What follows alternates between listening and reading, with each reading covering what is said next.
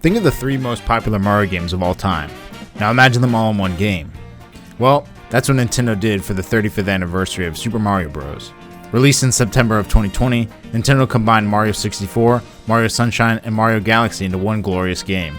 This was a great way for players who had never got to play the originals when they were released, and for longtime fans of the series to enjoy these classic games once again. Needless to say, this was pretty huge. There wasn't a way to get these games anymore without emulating them, or paying a pretty steep price for them on their original consoles. The N64 Virtual Console for Switch wasn't around yet, and we're still waiting for a GameCube and Wii online service for Switch. Looking directly at you, Nintendo. While this was a pretty big release, it did come with some strings attached. 3D All-Stars was only available until March 31st, 2021, meaning you only had 7 months to pick it up until it was discontinued. After that date, you could still find it in stores until the supplies ran out, but Nintendo kept their word and stopped production. Now, unfortunately, that means you can really only get it from resellers for about double the original price now. However, when doing some research for this video, I read that you can get a Japanese copy for about the same price as when it was released, and your Switch will automatically translate it when putting it into American console. But I would look into it more before going with this option. Having a game straight up discontinued from a company is pretty uncommon, even for Nintendo, especially while the console was and still is alive and thriving.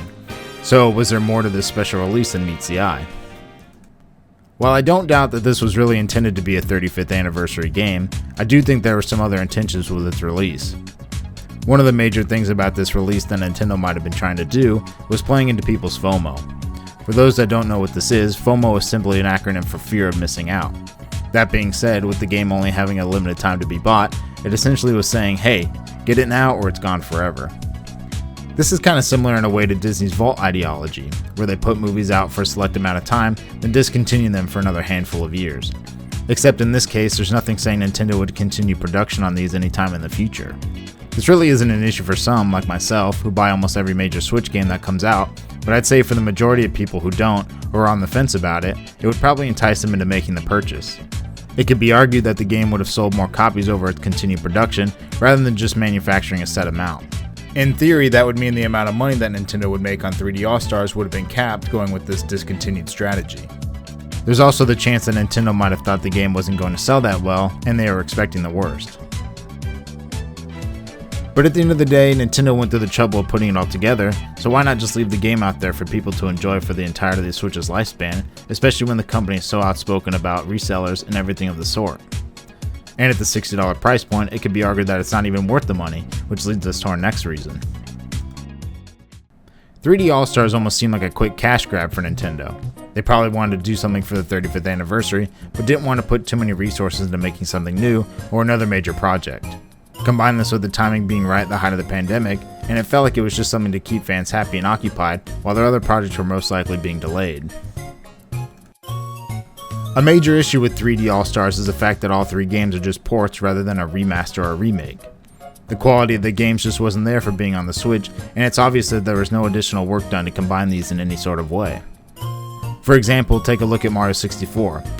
The game wasn't great to play because it wasn't optimized for 1080p. It was in 720p and the player was stuck with black bars on the side of the screen to make up for the missing space. Now, this seems kinda nitpicky, and I'm really not looking for a full-blown refresh of all 3 games with all the bells and whistles. It just feels like minimum effort, maximum price, which is sometimes the Nintendo way. Admittedly though, 3D All-Stars was better than some other mashup collections like the GTA trilogy, which was just abysmal. But in the same light, you see games like Spyro Reignited Trilogy and Crash Bandicoot Insane Trilogy, which are full remasters and released at just $40. This begs the question of if the $60 price was worth it, and it definitely makes the statement that the resale value of $120 really isn't worth it. It has great nostalgic value, but that might be it, especially with emulators readily available.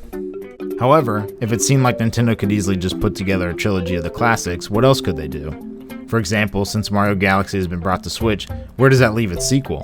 I've heard some of the motion controls from Galaxy 2 wouldn't translate over very well to the Switch, but this was just a quick example. I'm sure we can all list off games we'd love to see come together, but in reality I think it just brings forth the desire from the consumer for more virtual consoles.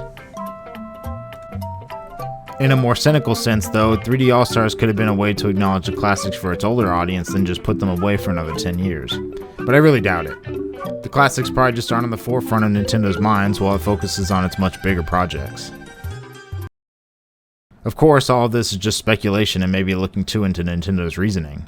In all honesty, the $60 price point really isn't that bad, and for fans of the series like myself, this was an easy pickup.